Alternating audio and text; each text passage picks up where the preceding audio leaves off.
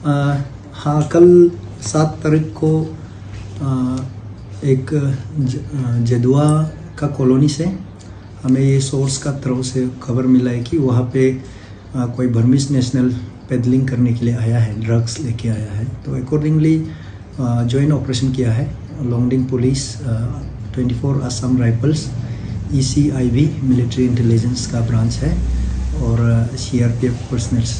तो हमारा जो DSP साहब मापे जिरदो साहब लेद करके तो वहाँ पे रेड मारा है और अकॉर्डिंगली एग्जीक्यूटिव मजिस्ट्रेट बिनी सिवा साहब को भी बुलाया है ऑन द स्पॉट। तो वह पाया है कि 1.76 kg का स्मीयर्ड ओपियम, जो क्लॉथ्स में जो बोलता है ना खानी सुखा के जो रखता है, तो वो सीज किया है। और 11 लोग थे वहाँ पे, तो सबको डिटेन किया। 11 में से बाद में 3 लोग जुवेनाइल था, तो तीनों जुवेनाइल के कारण से फिर CWC चाइल्ड वेलफेयर कमेटी को लोंगडिंग को इन्फॉर्म किया। तो वो लोग का साथ में हमारा जो DSP साहब है और जो टीम है तो इंट्रोगेट किया है। तो इंट्रोगेशन करके एग्जामिनेशन करने के बाद ये पता चला है कि तो 11 में से 9 लोग बर्मीज नेशनल है। तो उसमें से 6 लोग जो ये है आपका इनोसेंट है, 3 इंक्लूडिंग 3 जुवेनाइल्स और 3 औरत, और बस 2 लोग का पोजीशन से और घर मालिक उनको अरेस्ट किया है लास्टली वेरिफिकेशन करने के बाद। तो 3 लोग को हम लोग ने अरेस्ट किया और बाकी को छोड़ दिया है। अभी छोड़ने का प्रोसेस जो बर्मीज नेशनल है तो उसका भी एक प्रोसेस होता है जो SOP हम लोग फॉलो करता है, तो वो अभी प्रिपरेशन कर रहा है, वो फॉलो करके हम लोग उनको पुशबैक करेंगे। ये कहानी है। सर, घर मालिक कौन था और एग्जैक्टली कहाँ में पकड़ा गया? घर मालिक का नाम है अजन वांगसू है, जो कि एक्स NACN KYA का कैडर है। तो उसका घर जो अभी टेम्पररी रेसिडेंट है जो जदुआ में है, जदुआ विलेज में, लेकिन वो परमानेंटली उनका जो अपना बस्ती है वो न्यौसा बस्ती का है। और उनका जो घर मालिक अजन वांगसू का जो वाइफ है वो भी कमखा विलेज बर्मा का, तो वहाँ का वाइफ है। तो जो कल आया था बर्मीज लोग, जो 9 लोग आया था, तो वो लोग एक्चुअली ये इनका वाइफ का कोई लोग रिलेटिव्स है, तो उसको संपर्क करके यहाँ पे कुछ क्लोथ्स वगैरह और चावल राशन पानी लेने के लिए आया था। तो उनमें से 2 लोग ने बदमाशी करके ये घर मालिक का साथ नॉलेज में शायद किया होगा, तो सामान लेके आया तो उनको बेचने के लिए, ताकि वो लोग यहाँ पे पेडलिंग कर सकेगा। तो सर, जो कानी जो है ओपियम जितने भी लाया है सबका सब पकड़ा गया है या कुछ सेल भी किया होगा, क्या पता चला सर? अभी तक जो इनिशियल इंक्वायरी में पता चला है कि कल ही वो लाया था और घर पे रखा था, तो सेल अभी तक नहीं किया है, इसलिए थोड़ा ज़्यादा मात्रा में लाया है, क्योंकि 1.76 kg तो गुड अमाउंट है।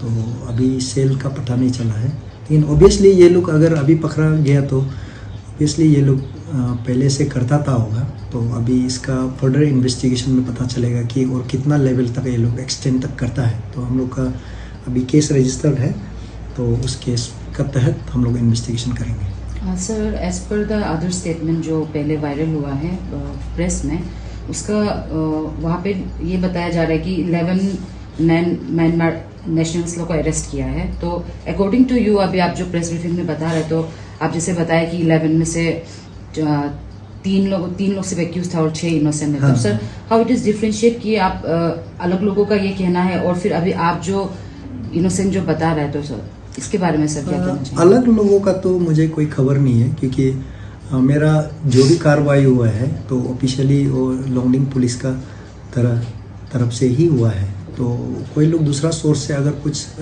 दूसरा कहानी बनाता है तो उनको मैं नहीं समझता है कि वो दैट इज़ रिलायबल एंड वो कोई रिलायबल इनपुट से लिया होगा।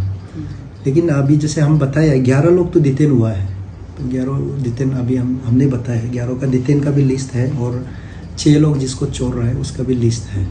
और चोरने का रीज़न भी अभी मैंने जैसे बताया कि वो 3 लोग तो जुवेनाइल थे और 3 लोग का जिसका पोजीशन से नहीं मिला है और पूछताछ में ये पता लगा है कि वो सच में इन्वॉल्व नहीं है।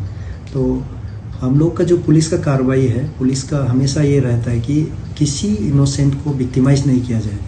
हमें ज़्यादा अरेस्ट करने का चक्कर में या ज़्यादा कार्रवाई करने का चक्कर में किसी इनोसेंट को हम विक्टिमाइज नहीं करें और लीगल प्रोसेस में इंटेगल नहीं करें, तो हमारा ये कोशिश रहता है। तो इसलिए हमने कल आपका CWC मेंबर को भी, चाइल्ड वेलफेयर कमेटी मेंबर्स को भी बुलाया है। तो उनका प्रेजेंस में हमारा जो टीम है उसने पूरा इंट्रोगेशन किया है।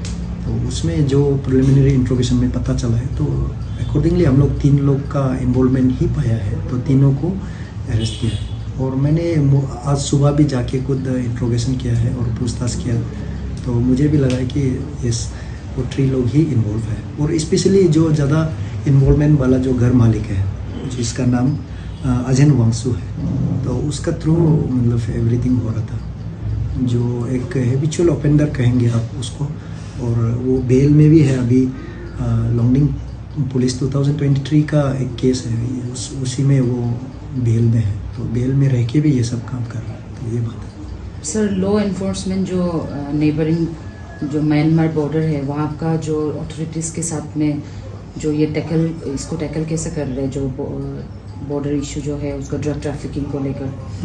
बॉर्डर इश्यूज जो हमारा नागालैंड का साथ में, उसमें तो हम लोग, नागालैंड हो गया, आपका असम हो गया, उनका जो SP DCs और उनका जो ग्राउंड लेवल में वर्क करने वाला SDPOs OCs, सबके साथ में अच्छा हम लोग का संपर्क है। कल भी मैंने actually Nagaland moon SP office visit किया, SDPO ऑफिस में विजिट किया, उन लोग से डिस्कस किया।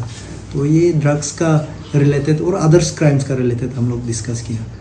तो ये म्यांमार का जहाँ तक बात है, ये मिनिस्ट्री ऑफ होम अफेयर्स का हो जाता है, क्योंकि ये म्यांमार एक, भले हमारा बहुत नज़दीक में रहता है ये बस्ती जो गांव जो, लेकिन ये इंटरनेशनल बॉर्डर हो गया। तो इसमें हमारा ऐसा एज ए डिस्ट्रिक्ट SPs और DCs का तरफ से ऐसा कोई संपर्क नहीं कर पाता है।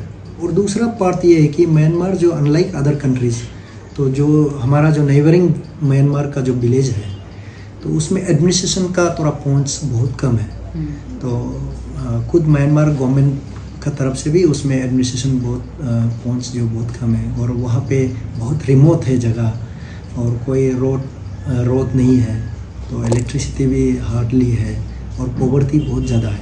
तो अभी जितना भी वहाँ से यहाँ नेशनल आ रहा है, एक्चुअली मैक्सिमम जो in search of foods and clothes, तो अपना जो खाने का सामान ढूंढने के लिए आता है। तो अभी सुनने में ये आ रहा है कि आज सुबह का मेरा इंट्रोगेशन में, वहाँ काफ़ी अभी फेमिन चल रहा है, भूखमरी चल रहा है।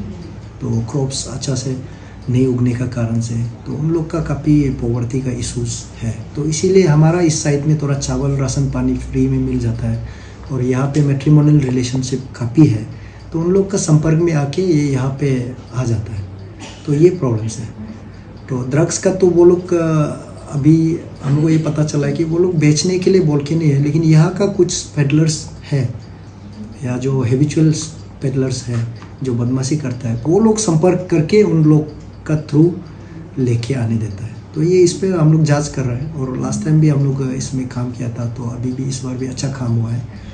तो आने वाला समय में भी हमारा जो मिलिट्री इंटेलिजेंस लोग हैं, और हमारा जो SB है, और जो भी लोकल सोर्सेस हैं, उसका तहत हम लोग काम करेंगे। और जो भी ड्रग्स चोरों, हथियार या कोई भी इलीगल सब्सटेंस लेके आता है, उस पर हम लोग क्रैक डाउन करेंगे। सर, जो 3 लोग इन्वॉल्वमेंट था सर, उनका नाम और उसका क्या उम्र है सर, और उनका केस नंबर जो है थोड़ा सा बता दीजिए सर। हाँ, ये केस नंबर है 30/2022 ऐसा है। और 3 लोग जो इन्वॉल्वमेंट है, अतेन पंसा है, वो जो 25 ईयर्स है, हानो पंसा का मिसेस, वो बर्मीज नेशनल है, और श्रीमती वानो पंसा 45 ईयर्स है, वो भी लेट अवंग पंसा, वो कामका बस्ती का है, दोनों कामका बस्ती का है। और यहाँ का जो है, वो अभी जैसे बताया है, अजन वांगसू, जो प्रेजेंटली जेदुआ बस्ती में रहता है और न्यावसा बस्ती का है। तो ये तीनों का ही इन्वॉल्वमेंट पाया गया है अभी। Sir, my last question to you is, sir, police department की तरफ से कभी लाइक अवेयरनेस प्रोग्राम ऐसा कुछ गांव वाला लोगों को टू लेट देम नो कि how dangerous is drug abuse, उसके रिगार्डिंग कभी आप लोगों की तरफ से डिपार्टमेंट से सर ऐसा इनिशिएटिव लेना चाहिए कि? हाँ, प्रीवियसली भी आई थिंक प्रीवियस जो एसपी हम मेरा तो आया वाला इलेक्शन में ही टाइम चला गया, तो प्रीवियस एसपी लोग ने भी किया है और आने वाला समय में भी हमारा बहुत सारा प्लानिंग है इस एरिया में काम करने के लिए। अवेयरनेस एरिया में हमारा बहुत सारा यहाँ NGOs है, स्टूडेंट यूनियंस है, इवन बस्ती का स्टूडेंट यूनियंस है, तो उन लोगों के साथ में हम लोग कोलैबोरेट करेंगे और ऑब्वियसली हम लोग इसके ऊपर बहुत सारा अवेयरनेस प्रोग्राम करने वाला है आने वाला समय।